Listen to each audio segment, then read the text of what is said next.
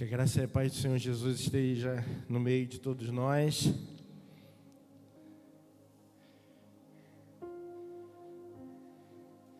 Esse púlpito ficou bonitinho, hein? Olha. O pastor encheu para mim, aí eu venho com uma outra cheia ali, mas não faz mal. Eu bebo bastante água, então tem água aqui para a pregação toda. Enquanto a gente estava louvando ali, Deus me tocou, não sei para quem, mas para falar uma coisa. Talvez nessa noite você esteja perdido. Talvez nessa noite você esteja sem direção. Talvez nessa noite você esteja igual a criança que cai e rala o joelho. Ele está dizendo para você o seguinte: não tema, porque Ele te pega, te coloca no ombro, te leva para o aprisco, como ovelha perdida, e cuida de você como bom pastor. Eu vou orar mais uma vez e nós vamos ler Lucas 15, do 1 ao 7. Senhor, eu não tenho nada, Senhor, para ofertar nessa noite, mas humildemente eu te peço, Senhor, que eu seja instrumento Teu, que toda palavra proferida aqui seja por intermédio do Teu Espírito Santo. Fala primeiro a mim, que eu preciso ouvir a Tua voz. Depois fala aos meus irmãos, Senhor. Senhor, nós dependemos de Ti. Te peço, Senhor, que o grupo de intercessão esteja intercedendo, Senhor, cobrindo, Senhor, com oração. E em nome de Jesus, nenhuma interferência maligna nesse momento vai atuar, porque aqui se encontra o Espírito Santo do Senhor. E nós precisamos ouvir, dar crédito à Tua palavra. Abençoa a direção da Tua casa, Senhor. Abençoa cada irmão nesta noite, Senhor. É a humilde oração que eu te faço em nome de Jesus. Amém. Lucas 15 diz assim: e chegaram-se a ele todos os publicanos e pecadores para o ouvir. E os fariseus e os escribas murmuravam. Podemos todos falar isso? O que os escribas e os fariseus faziam? Murmuravam. Guarde esse detalhe. Dizendo: este recebe pecadores e com ele come. E ele lhe propôs uma parábola, dizendo: que homem dentre vós, tendo 100 ovelhas, e perdendo uma delas, não deixa no deserto as 99, e não vai atrás da ovelha perdida, até que venha a achá-la. E achando-a, a põe sobre os seus ombros, gostoso. Então, achegando-se à casa, convoca seus amigos e vizinhos e diz-lhes: alegrai-vos comigo, porque já achei a minha ovelha perdida. Digo-vos que assim haverá mais alegria no céu por um pecador que se arrepende, mais do que 99 justos que não necessitam de arrependimento. Esse texto é um texto que eu gosto muito. E eu já sou cristão há algum tempo, não vou falar quanto tempo, senão denuncio a minha idade. Mas eu já fui professor de jovens, de crianças. E esse texto é um texto que os professores adoram. Fazer aquele desenhozinho da ovelha,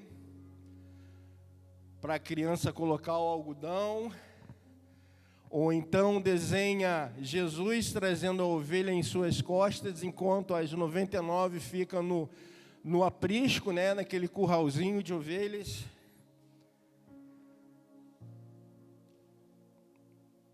Essa parábola, no tempo de hoje, é uma parábola muito fofa. muito didática, muito lúdica. Mas nessa noite eu faço um convite aos irmãos, a nós vermos e ouvirmos e enxergarmos essa parábola com os olhos de quem estava naquele dia. Porque havia um clima de tensão. Os pecadores estavam se aproximando de Jesus. Chegavam-se a ele todos os publicanos e pecadores para ouvir Jesus ensinar. Mas também haviam ali os fariseus e os escribas que estavam murmurando. Sabe aquele colega brigão da classe, que ele chega já disposto a brigar? Você olha para ele, bom dia, ele já está murmurando, ele já está doido para criar confusão, para tumultuar. Era esse o espírito dos escribas e dos fariseus, da elite religiosa daquele momento. Então, naquele episódio, havia um clima de tensão. Fariseus e escribas murmurando, querendo uma confusão. Jesus vê isso e ele dá um tiro certeiro no coração da hipocrisia religiosa da época. Essa parábola é mais do que uma simples parábola lúdica, mas ela é uma resposta de Jesus à elite religiosa da época. Eles falavam, mas que mestre é esse que se assenta com pecadores? Como ele prega sobre separação? Como ele prega sobre ser santo? Como ele prega com autoridade? Como ele pode falar da lei de Moisés se ele se assenta com pecadores? E Jesus, ele não rebate. Jesus, ele simplesmente começa a contar essa história. Mas que história é essa? É a história da profissão mais desprezada, mais aviltada da sociedade judaica no primeiro século. Como assim, Renato? Pastor, naquela época, era uma profissão desprezada? Sim. Existia um contrassenso tremendo. A realidade do pastor na época ia exatamente ao contrário do que a Torá, do que a lei de Moisés, a história de Israel dizia. Aqui tem uma coisa que poucas pessoas sabem, e eu vim a saber há poucos dias, porque eu, Renato, ali, a gente está fazendo um curso, e ali a gente descobre cada coisa, a gente tenta ver a história no tempo da história, para a gente entender o contexto e depois trazer para que a gente não cometa nenhuma distorção histórica. Pensa comigo, sociedade judaica, uma sociedade elitizada, onde escribas e fariseus, eles detinham a religião e era uma sociedade obcecada por rituais. O judeu, para parar a barba, tem que ser de uma certa forma. O judeu, para lavar as mãos, ele não pode simplesmente chegar e lavar de qualquer jeito. Tudo para o judaísmo tem que ter um ritual. Pensa comigo. Pastor, ele não participava ativamente nas reuniões da sinagoga. Mas por quê?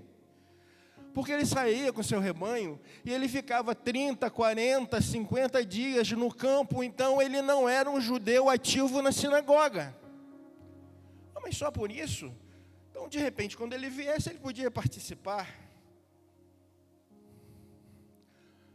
O pastor, na sua profissão, ele se tornava impuro toda vez que ele tocava numa ovelha machucada, porque ele tocava em sangue.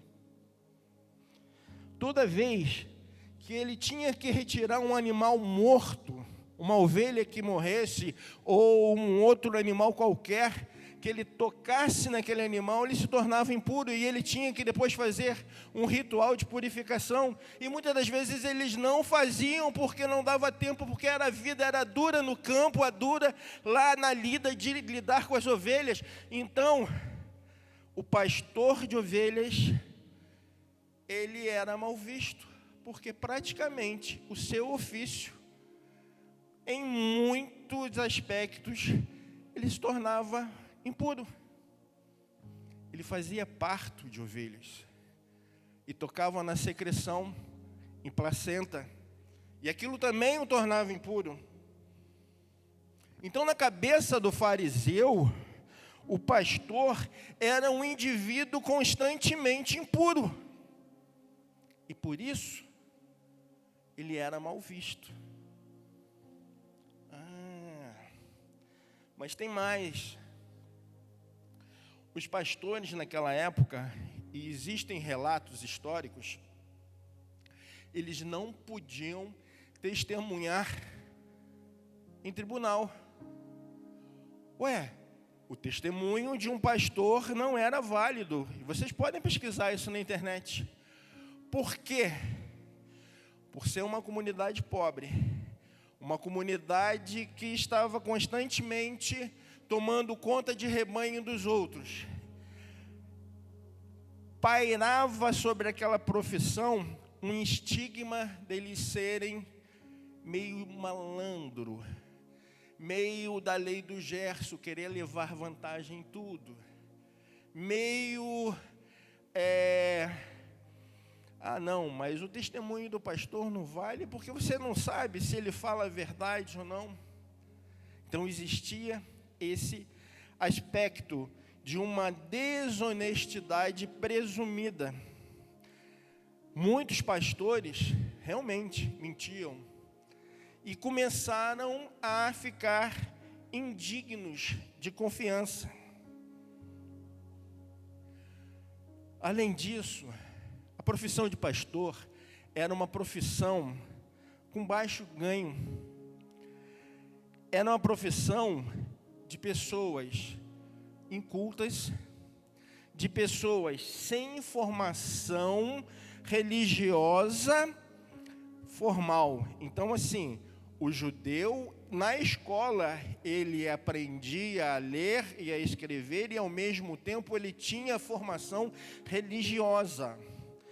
E o pastor, basicamente, ele já nascia e ia ajudar o pai, ia ajudar os seus familiares no campo. Eles não tinham essa religiosidade formal da educação. Também não eram exímios conhecedores das leis como os rabinos. Era uma profissão à parte, estigmatizada, sempre um degrau abaixo. Viviam à mercê da religiosidade judaica. E aí você me pergunta assim, mas calma aí, mas e Davi? Não, o Salmo 23 diz que o Senhor é o meu. O Senhor é o meu. Irmãos, o Senhor é o meu. Amém. Ele é o nosso pastor. Davi. Os patriarcas, Abraão, Isaque e Jacó, também eram pastores. Existia, sim, um contrassenso, um paradoxo. Na religião, o pastorado, a profissão de pastor, principalmente quando se dizia dos salmos de Davi, de Isaque, de Jacó, de Abraão, era romantizada. Eu podia cantar o Salmo 23, Mas eu não queria sentar à mesa com um pastor de ovelhas na vida real. Davi era o pastor escolhido, mas eu não queria que meu filho fosse pastor. E onde Jesus quer chegar? Jesus entendia essa problemática toda social. Ele sabia que a lei, a elite religiosa, a ritualística, a coisa do ritual afastavam as pessoas e colocavam ela numa redoma. A religiosidade, meus irmãos, elas prendem um homem numa visão distorcida de Deus. E essa visão afasta a gente do relacionamento. O Senhor Jesus, Ele quer relacionamento, Ele não quer religiosidade. O Senhor Jesus, Ele quer que a gente chegue, quando a gente tiver que chorar, que a gente chore aos pés dEle, mas quando a gente tiver que rir, agradecer, Senhor, muito obrigado por aquela vitória, que a gente chegue rindo, agradecendo e falando com Ele. Você pode falar com Jesus no ônibus, no carro, a pé, na escola, na faculdade, na igreja, antes de dormir, deitado, ajoelhado. Você pode falar com Ele porque Ele está te ouvindo. Ele está pronto a te atender. A gente não precisa de um ritual. Não, mas calma aí, meu irmão. Você, para falar com Jesus, você vai ter que fazer assim, assim, assim e assim.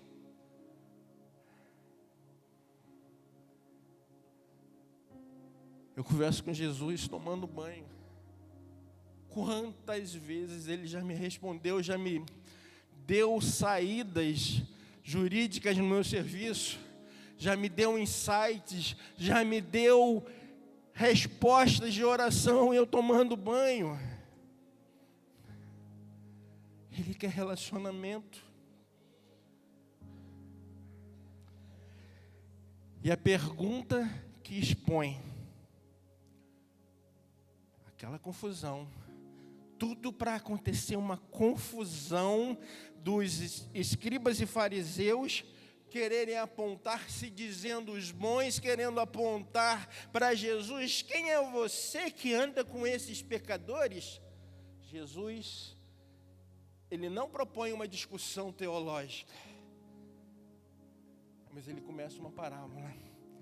E Ele diz assim: qual de vós, tendo 100 ovelhas, perdendo uma, não deixa as 99 no deserto, no aprisco, e vai atrás daquela que se perdeu até encontrá-la? Essa pergunta aqui, ela é uma provocação. Essa pergunta aqui é uma alfinetada nos fariseus que se achavam doutores da lei, donos da verdade e queriam colocar o poder de Deus dentro de uma caixa de sapato. Jesus está dizendo o seguinte: vocês que se consideram justos, puros, santos, sem pecados, melhores do que os outros, fariam isso? Deixariam as 99 ovelhas sãs para buscar a que se perdeu? A matemática humana, a matemática farisaica, é totalmente diferente da matemática do reino. Isso vale ainda hoje. Vou dar um testemunho, pessoal, rapidinho. Eu vendi a minha casa lá em Araruama por X. Só que eu tinha comprado ela por X mais Y. Ó, Gabriel, inequação, hein? Então, se eu vendi por X, eu perdi Y. E um dia minha esposa, fazendo as contas, falou: ai, mas a gente financiou aquela casa e nós vendemos por X, mas o certo era vender por X mais Y.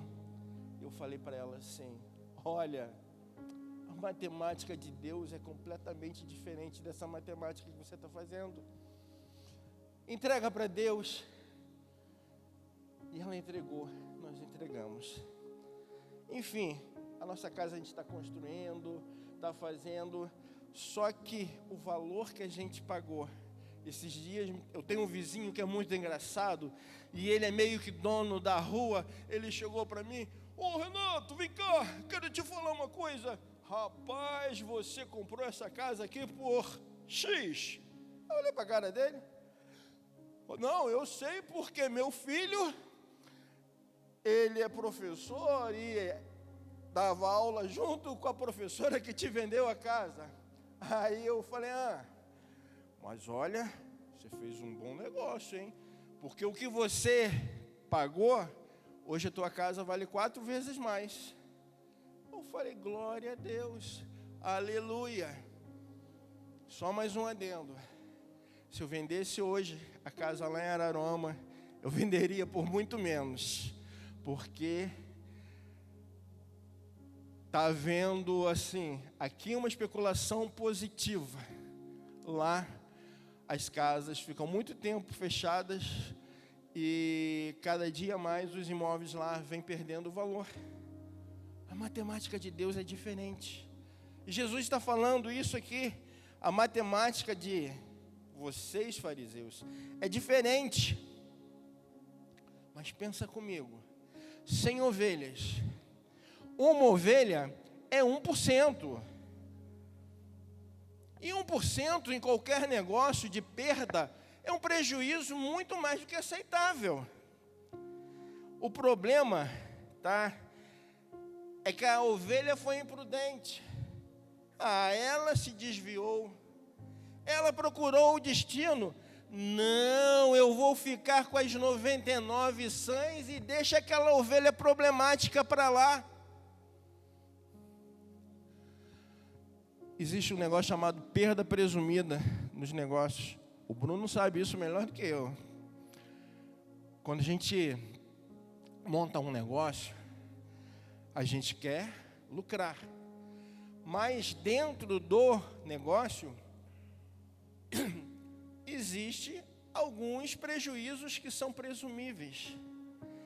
Então, o risco presumido de 1% no negócio de 100 ovelhas era um prejuízo muito pequeno.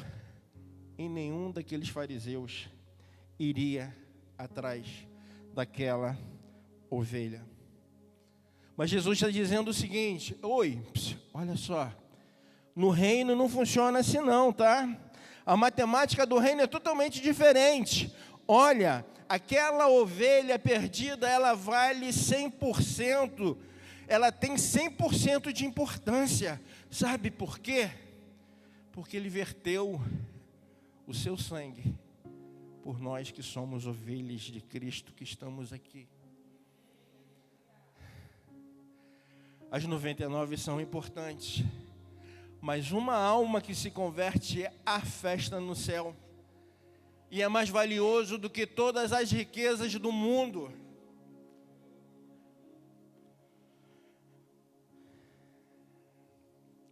Jesus diz, vocês calculam, avaliam, pesam, mas o amor de Deus não é um mero negócio.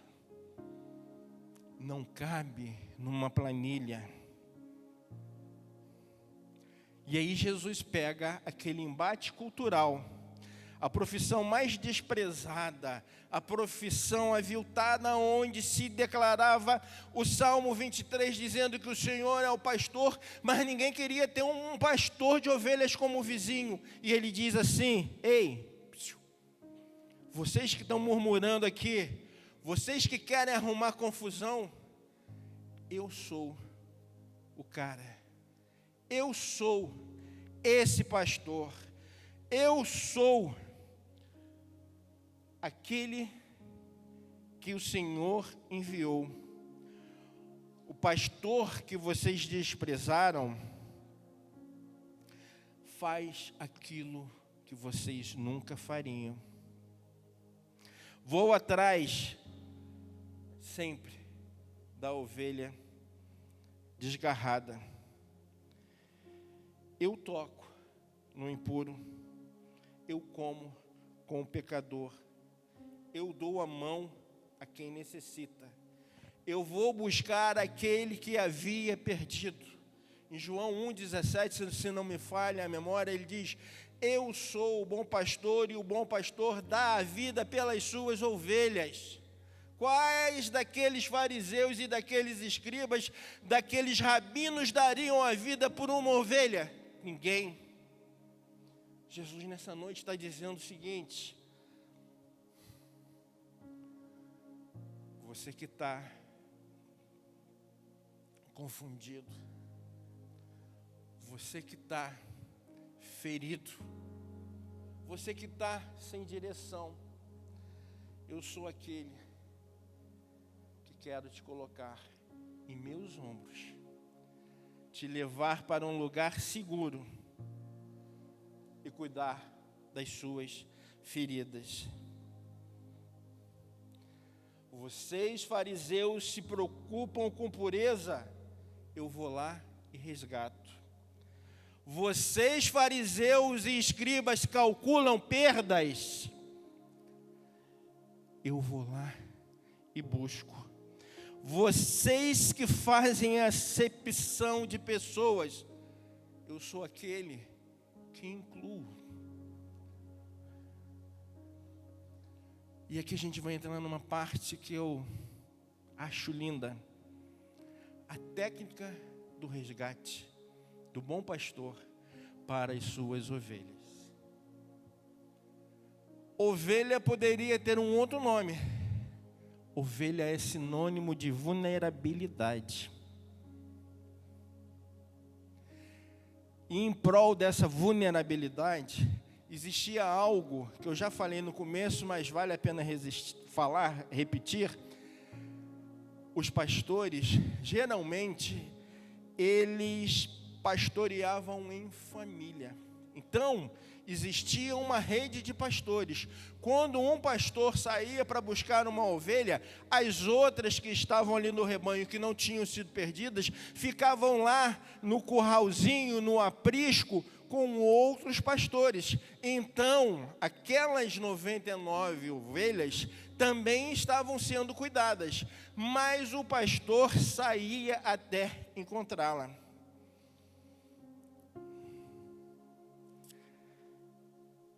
Vulnerabilidade da igreja. Quando a gente lê essa passagem, que Jesus chega, pega a ovelha, coloca aqui no ombro, no pescoço e traz ela, segura assim, é lindo, é poético, mas tem uma razão de ser, tem uma técnica para isso.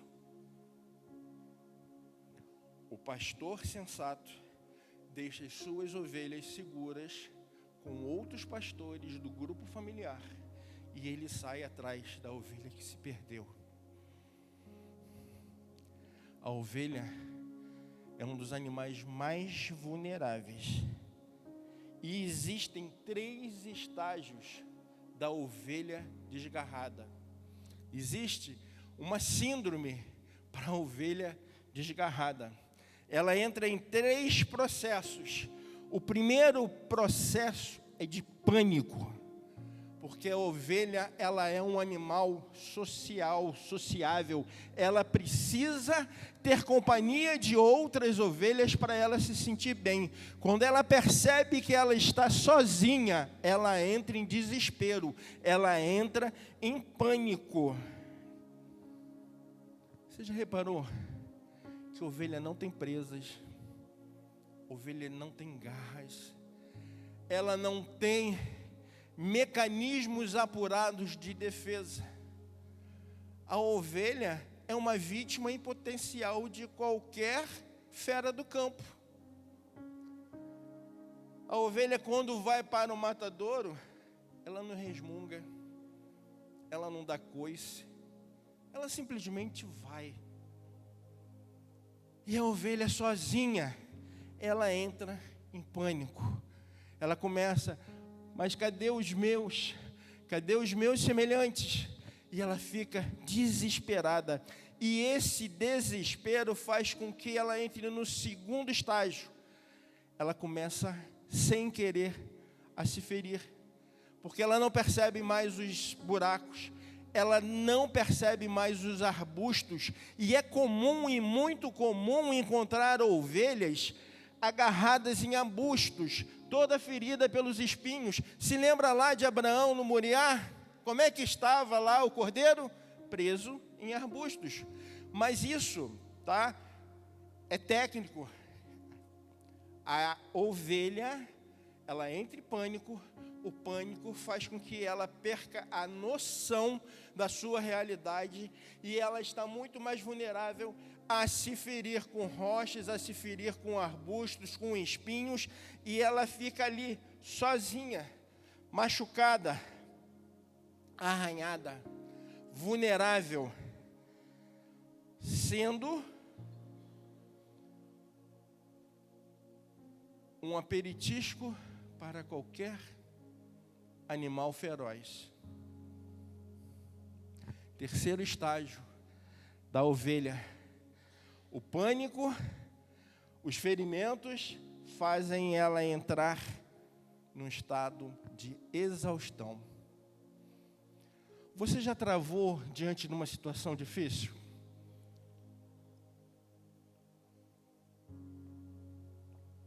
Já viu alguém ficar paralisado?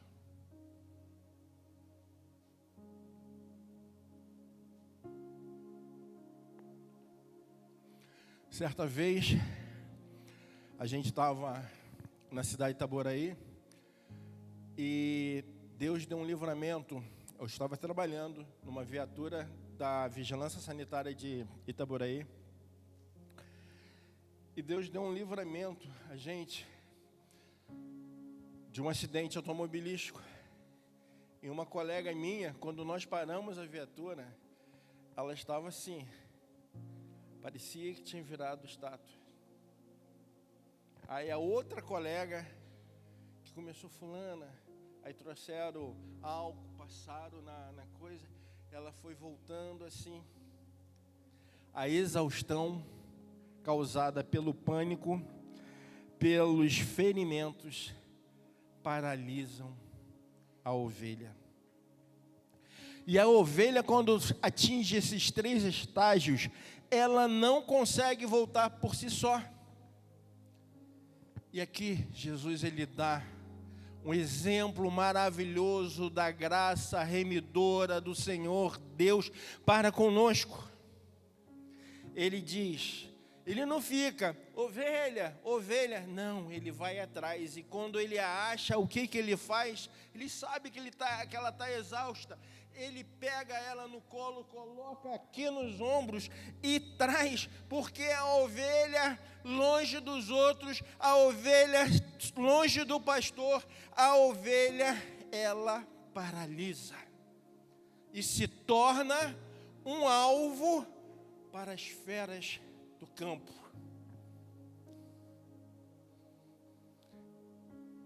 Ir lá buscar a ovelha, colocá-la no colo, trazê-la no ombro, é demonstração da graça remidora de Jesus.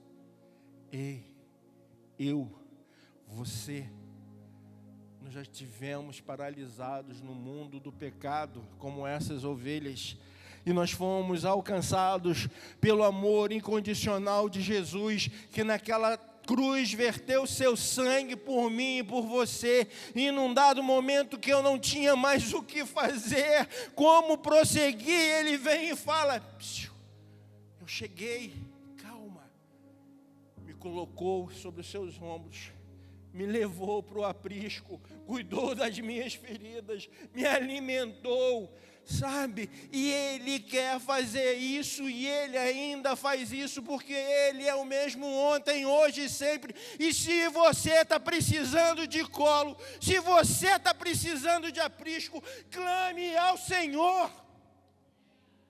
Jesus é o mesmo. Jesus nessa noite está dizendo: não temas, porque eu tenho todas as coisas na minha mão.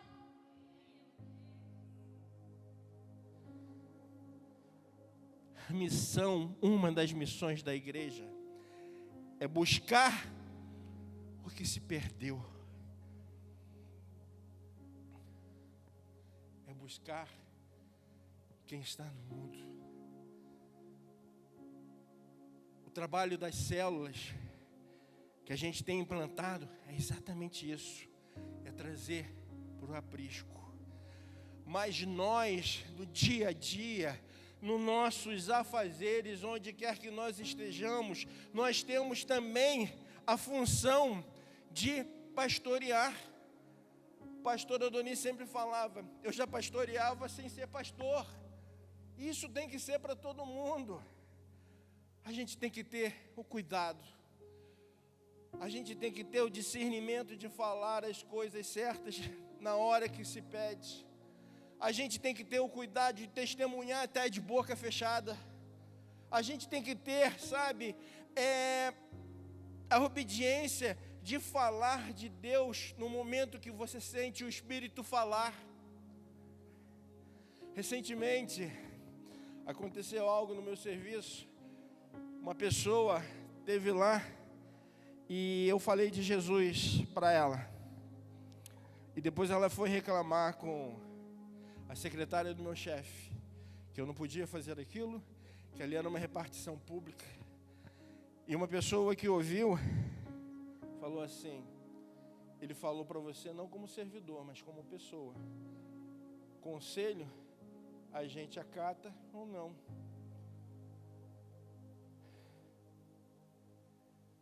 Pregue a Jesus a tempo e fora de tempo. Só que agora vem um detalhe que é a cereja do bolo. Essa história que Jesus está contando aqui aos fariseus, ela não está sendo contada no vácuo, sem um contexto.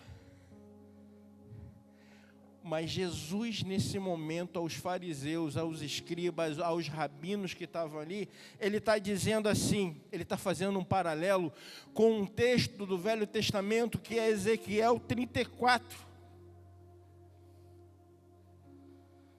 Depois eu convido os irmãos que quiserem, para a gente ganhar tempo, leiam Ezequiel 34.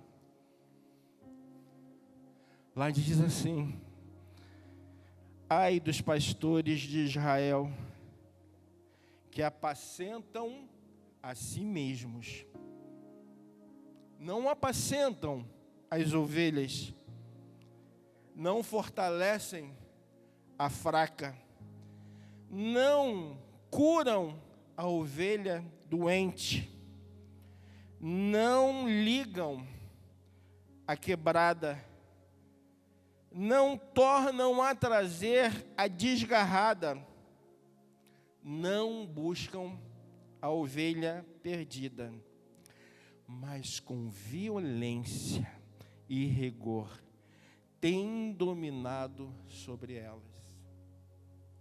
Centenas de anos antes, Deus exorta aos pastores de Israel, através de Ezequiel, dizendo: ei, vocês têm que ser bons pastores.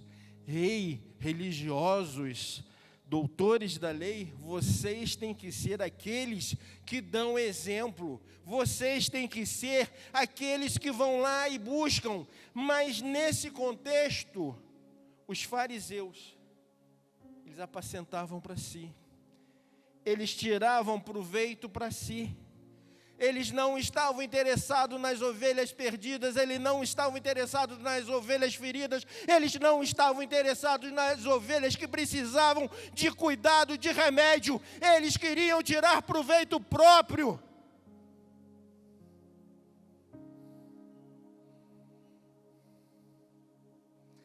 Deus está dizendo, naquele contexto, líderes religiosos, Vocês deviam ser pastores autênticos. Mas em vez disso, vocês se tornaram lobos. Em vez de alimentar, vocês é que se alimentam. Em vez de curar, vocês machucam. Em vez de buscar, vocês desprezam e abandonam. Em vez de restaurar, vocês querem dominar.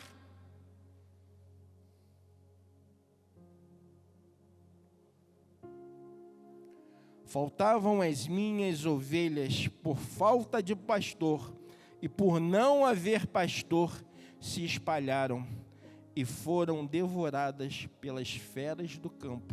Ezequiel 34, 5.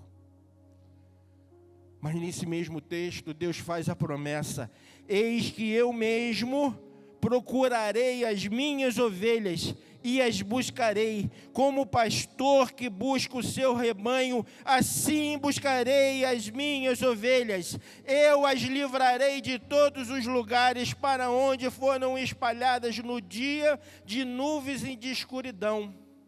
Ezequiel 11, 12. Deus diz: eu mesmo sairei e procurarei as ovelhas perdidas da casa de Israel. Porque os pastores faltaram, Deus mesmo viria. Eu levantarei sobre eles um pastor, e ele apacentará o meu servo Davi. Ele as apacentará e será o seu pastor. E eu, o Senhor, serei o Senhor Deus, e o meu servo Davi será o príncipe no meio delas. Ezequiel 34, 23 e 24. Davi, o rei pastor. Jesus, o pastor eterno de todas as almas, e rei, filho do Deus Altíssimo. Ali, Jesus está dizendo: ei, pastores religiosos de Israel, vocês deviam cuidar ao invés de desprezar. Vocês deviam curar ao invés de machucar. Mas eu sou o pastor a quem Deus está falando lá em Ezequiel. Eu sou o rei Davi. Deus, pastor para pastorear as ovelhas. O Evangelho de João é o Evangelho que Jesus, ele diz: eu sou. Você pode ver que são 7 eu sou. É Jesus se autodeclarando: o pão da vida, a água. E lá ele diz: eu sou o bom pastor. E o bom pastor dá a sua vida pelas suas ovelhas. Jesus demonstra graça. A religião farisaica dizia: ei, você precisa se purificar. Mas Jesus aqui está dizendo: eu vou até você, eu toco em você e te trago, eu coloco você no meu colo, te coloco num lugar seguro, e eu faço, se você quiser, você sarar, ser liberto, ser curado, ser revigorado. Eu te dou nova vida. Você não precisa ficar como ovelha perdida, estática, esperando um lobo vir te morder, vir te machucar. E nessa noite, o Senhor Jesus está dizendo: o mundo espiritual é assim. Você precisa da proteção do pastor divino, do pastor de Israel, de Jesus Cristo, aquele que verteu seu sangue carmesim naquela cruz por mim e por você.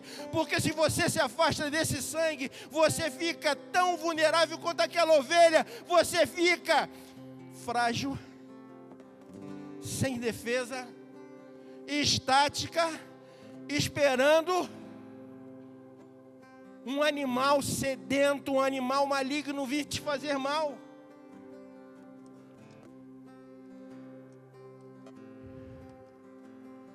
Jesus não mede esforços. Você tem 100% de importância. Ei, se você antes de vir para a igreja pensou que não tem valor. Ei, se você nessa noite falou assim, para quê ir à igreja? Para quê ouvir da palavra? Para quê se eu não tenho valor? Jesus está dizendo nessa noite para você. Você tem valor, porque Ele, se todo mundo do mundo estivesse salvo e só você precisando de salvação, Ele pegaria aquela cruz novamente e morreria e verteria o seu sangue precioso por você, porque você tem valor, você tem valor.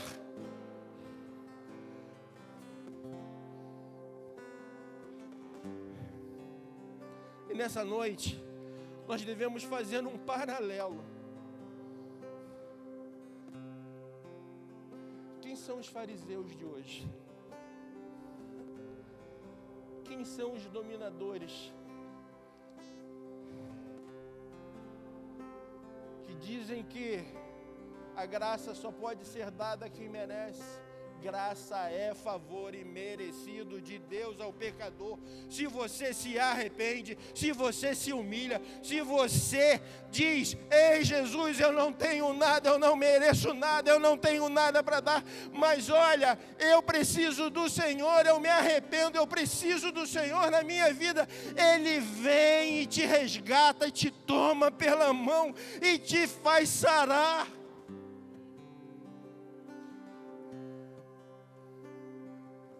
A parábola é mais do que sobre a ovelha.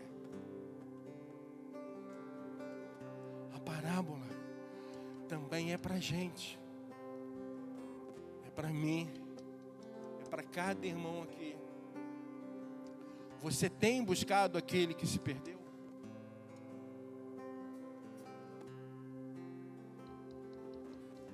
Você tem estendido a mão a quem precisa?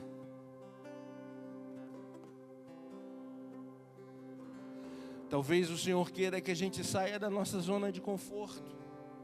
É difícil, mas Ele capacita.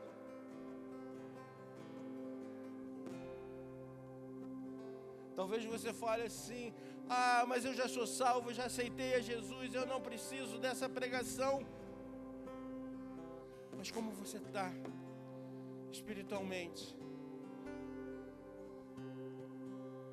Você tem ouvido ao que o Espírito tem falado? Vou ser sincero com os irmãos. Muitas das vezes o Espírito fala, faz e eu não faço, e depois bate um arrependimento, mas a oportunidade se foi. A oportunidade, como diria minha mãe, ela é lisa ela é tupetuda na frente e lisa por trás. Se você não agarra, ela pode passar e nunca mais a gente alcançá-la. Se você teve a oportunidade de falar do amor de Jesus, fale do amor de Jesus. Não pregue igreja, não pregue denominação, pregue que Jesus é Senhor e Salvador, que Ele restitui, que Ele redime, que Ele traz vida onde há morte, que Ele pode curar, que Ele pode, renovar. Jesus é o mesmo ontem, é um Deus de milagre, é um Deus que quer operar no meio da sua igreja, e muitas das vezes a gente está igual aquele irmão do filho pródigo.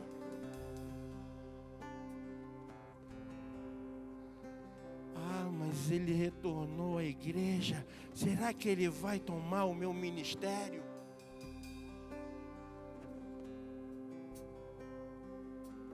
Devemos nos alegrar com aquele que volta. Devemos fazer um propósito com Deus. Senhor, eu não tenho capacidade, eu não tenho habilidade, mas o Senhor me habilita, o Senhor me capacita. Eu preciso falar do teu nome, eu preciso demonstrar esse amor que me atingiu, porque se eu não tivesse sido alcançado pelo Senhor, eu não estaria aqui agora, eu não estaria nesse momento, na situação que eu estou. O Senhor me redimiu, então me usa para que eu redima, que a minha vida seja instrumento para alcance de outras pessoas.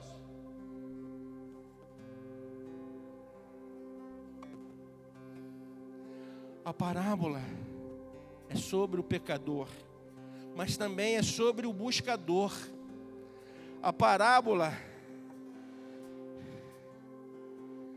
é sobre a ovelha desgarrada, mas também é sobre ao que se propõe a carregá-la nas costas.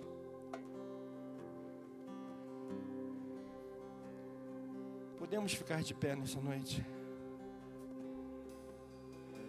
Talvez você esteja como uma ovelha, precisando de aprisco, de cuidado. E Jesus nessa noite está te dizendo: ei, não tenha medo. Sou eu que quero tocar na sua ferida e curar as suas feridas. Mas talvez também você possa estar pensando: Senhor, eu necessito ser mais carregador de ovelhas, buscador dos perdidos, demonstrador da graça remidora que me alcançou. Ou talvez você esteja nos dois lugares. Talvez você seja um crente já há bastante tempo, e crente passa sim por altos e baixos. A vida cristã, ela não é de 100%, mas tem momentos que você está lá em cima, que a tua oração é ouvida, que você chega no azeite, coloca a mão e expulsa demônio. Mas tem vezes também que você fala: Senhor, o que está acontecendo? Talvez você seja um crente nesse momento confuso. Já foi ovelha resgatada e hoje talvez esteja aí no lugar de: não, mas o pastor pode carregar. Não, mas o irmão fulano de tal pode ir lá buscar.